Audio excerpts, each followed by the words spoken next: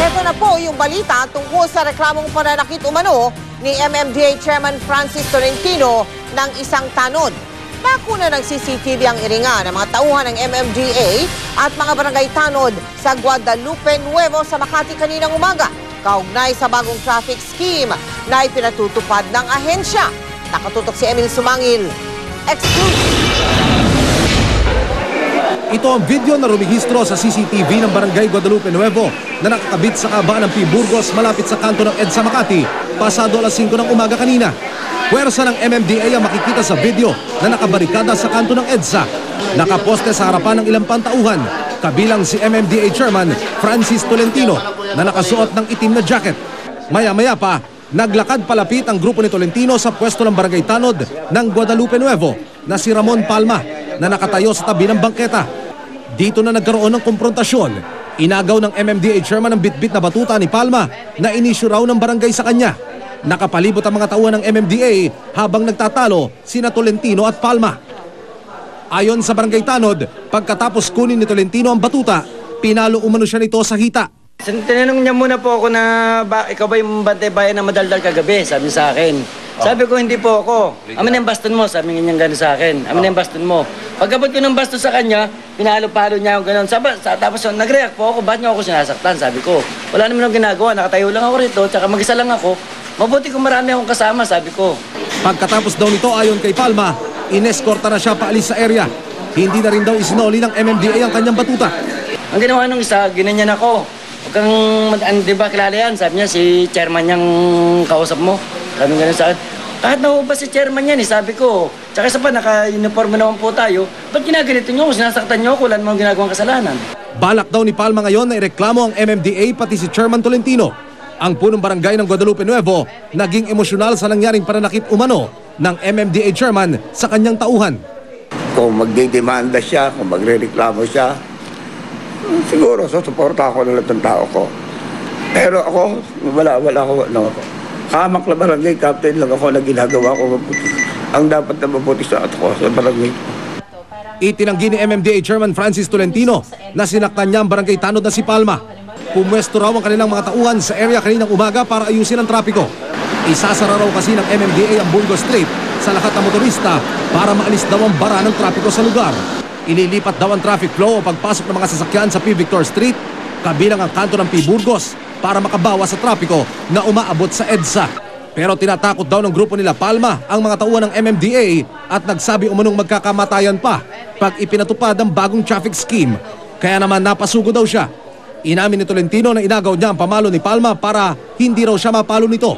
Pero itinanggi niyang sinaktan niya si Palma. Tumanggi pa siyang magbigay ng paliwanag sa harap ng kamera. Handa naman daw ang Barangay Guadalupe Nuevo na tumalima sa panibagong traffic scheme ng MMDA pero sana raw bigyan pa sila ng ilang araw. Meron kaming mayor dito sa Makati. Dapat ko, si chairman, nakipag-coordinate muna sa mayor namin. Pabor ang ilan sa traffic scheme na ito ng MMDA para ma-decongest ang EDSA Guadalupe area. Pero ang jeepney sector, hindi sang-ayon.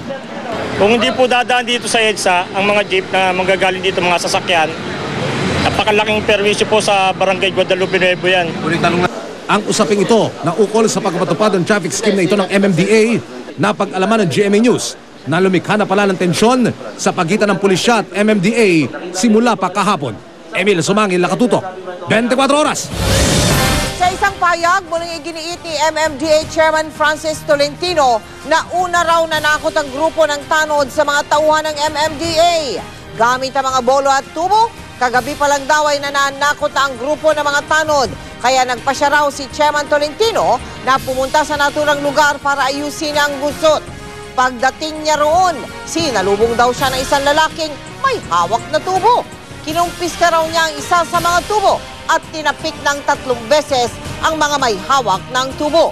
Git ni Chairman Tolentino, kasunod ng umunoy pangaharas sa mga tanod kagabi, kailangan daw niyang protektahan ang sarili at kanyang mga tauhan mula sa mga tinawag niyang bully. Dapat daw niyang ibalik ang kaayusan sa isang magulong tagpo sa kalsada. Samantala, nakipag-ugnayan na ang pamunuan ng SM sa kanilang mall sa Maynila kasunod ng aksidente nitong linggo, kung saan isang bata po ang naipit ang kamay sa hawakan ng kanilang escalator. Gate ng SM, ang tinatawag na safety feature ng kanilang escalator ang dahilan kaya huminto ito matapos maipit ang kamay ng bata. Maagap naman daw itong natugunan ng kanilang security guard. Ikinatuwa din nila na walang matinding sugat na tinamo ang bata. Gayunman, ininspeksyon na raw ang lahat ng escalator ng mall para matiyak na ligtas.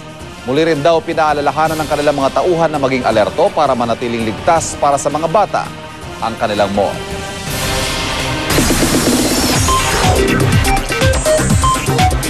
Chika Minute! Sunod-sunod ang projects ni Rian Ramos matapos mag-lie-low sa showbiz kamakailan. Bukas nga ay mapapanood na ang pelikula niyang My Contrabida Girl. Si Rian ibinahagi ang mga natutunan sa mga pinagdaanan niyang pagsubok. Ang chika hatid ni Lars Santiago. Simple pero maganda ang ayos ni Rian Ramos nang humarap siya sa press. Hindi rin baka sa kanyang mukha ang pinagdaanan niyang mga issue. Nagpapasalamat si Rian sa GMA na binigyan siya ng bakasyon. Ang 3 buwan niyang bakasyon, ginugol niya sa pagdalaw sa kanyang ama sa Thailand at pagpunta sa Amerika. Marami raw nakatulong sa kanya para makaahon sa itinuturing niyang krisis sa kanyang buhay. Una na ang kanyang pamilya. Sila yung pinaka-close sa akin, tsaka sila yung laging present. Yung fans ko, amazing sila. Non-stop sila magpadala sa akin ng mga messages, letters, gifts. Lagi nila akong pinagluluto pa nila ako. Ang kanyang katambal sa My Contrabida Girl na si Aljur Abrenica at ang direktor nilang si Jade Castro, nagtanggal din ang nararamdaman niyang lungkot. Pag nasa set si Aljur tsaka si Direk Jade, they would make sure na okay ako. Okay ako lagi. Tapos, ayun nga, si Aljur lagi niya naman ako niloloko-loko, so pinapatawa niya naman ako lagi. Itinanggi rin ni Rian ang chismis na nag-uugnay sa kanya kay Casey Montero at sa non-showbiz friend niyang si Jack Lacson. Gusto ko na din siguro mag-sorry kay Casey at saka kay Jack kasi hindi naman sila dapat sinasali pa sa mga ganong klaseng hassle, pero kahit pinag-uusapan sila o kami, nananatili pa rin silang kaibigan ko. Sa mga nangyari, sinabi ni Rian na marami siyang natutunang leksyon. Madami akong natutunan. Tsaka siguro God wants me to be in the right place with the right people. Siguro ganun. So, pagka hindi tama, nilalayo niya ako. Balik na raw sa normal ang buhay ni Rian, lalo na sa kanyang career. Sa Miyerkules ay opening day ng My Contrabida Girl. Magte-taping din siya para sa Spooky Nights at may schedule na rin siya para sa taping ng bago niyang soap sa GMA. War Santiago, updated sa showbiz happening. Ipinasilip nga kagabi sa members ng press ang inabangang romantic comedy film na My Contrabida Girl. Present sa press preview ang ilang cast members tulad ni Aljur Abrenica, Enzo Pineda, Seth Cadayona, Kevin Santos at Contrabida Queen, Belia Flores, na may special appearance sa pelikula. Naroon din ang executive producer na si GMA Films President Annette Gozon Abrugar at direktor ng pelikula na si Jade Castro. Very happy raw si Aljur sa suporta na ibinigay ng press para maging matagumpay ang kanilang pelikula. My beloved star Mara Rivera ready na habang magpakasal. Alamin sa pagbabalik ng Chika Minute. Mel? Salamat, Pia. Halos 4 na buwan matapos arestuhin si Congresswoman Gloria Arroyo dahil sa kasong electoral sabotage. May mga panibagong warrant of arrest na inilabas ng Sandigan Bayan laban sa kanya. Para po ito sa kasong katiwalian dahil sa umunoy maanumalyang NBN-ZTE deal. Pati sila dating First Gentleman Mike Arroyo, dating COMELEC Chairman Benjamin Abalos at dating DOTC Secretary Leandro Mendoza pinaaresto rin. Nakatutok si Cara David. 3 panibagong warrant of arrest ang inilabas ng 4th Division ng Sandigan Bayan laban kay dating Pangulong Gloria Macapagal Arroyo. Kasabay nito, naglabas din ng warrant of arrest laban kay dating First Gentleman Mike Arroyo, dating DOTC Secretary Leandro Mendoza at dating COMELEC Chairman Benjamin Abalos kaugnay ng kontrobersyal na $329 million NBN-ZTE deal. 30,000 piso ang itinakdang piyansa ng korte. Paglabag sa Section 3G ng Anti-Graft and Corrupt Practices Law ang kinakaharap ng 4 o ang pagpasok umano sa isang kontrata o transaksyong lubhang ikalulugi ng gobyerno. They are commanded to arrest these accused and bring them before this court to be dealt with as the law and the rules of court direct. Personal na nagtungo sa Sandigan Bayan ng dating unang Ginoo para maglagak ng piyansa. Giit niya, di raw siya sakop ng anti-graft law dahil isa raw siyang pribadong individual at hindi opisyal ng gobyerno. This article, this section where they charge me, this 3G is only for public officials. This is not for private persons. In fact, there are decided cases, there is jurisprudence, the private individuals were acquitted. Hindi naman pinayagan ng media na makapasok habang kinukunan ng fingerprints ang dating unang Ginoo. Nagsumiti lang siya ng litrato at hindi na kinunan ng mugshots. Nagulat daw siya sa biglaang paglalabas ng arrest warrant, may pending motions pa raw kasi sila. Mabuti nga, hindi nila sinabay sa burial eh. Can you imagine if we were arrested while burying my brother? So I thank the court naman that at least they waited. Maghahain naman ng mosyon ng abogado ni dating Pangulong Gloria Arroyo para sa loob na lang ng Veterans Memorial Medical Center isagawa ang proseso ng fingerprinting. Bagamat naka-hospital arrest na, maghahain pa rin daw ito ng piyansa. So that if for any reason sometime in the future ma-dismiss yung case sa electoral sabotage or the court there grants her petition for bail, then as far as this case is concerned, malaya na rin siya.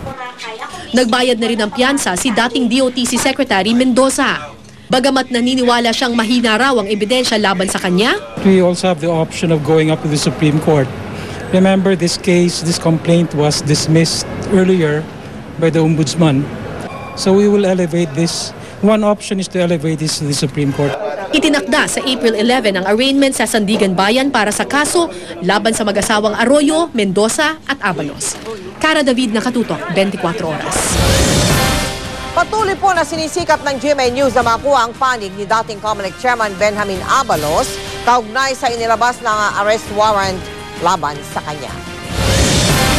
Susunod, laban ng football sa bansang Argentina. Nauwi sa rambulan. Ilang fans nanunog pa ng sasakyan. Tarsier, muntik masagasaan sa Davao. At Pinoy rockstar na si Carl Roy, pumanaw na mga mensahe ng pagkiramay, bumuhos.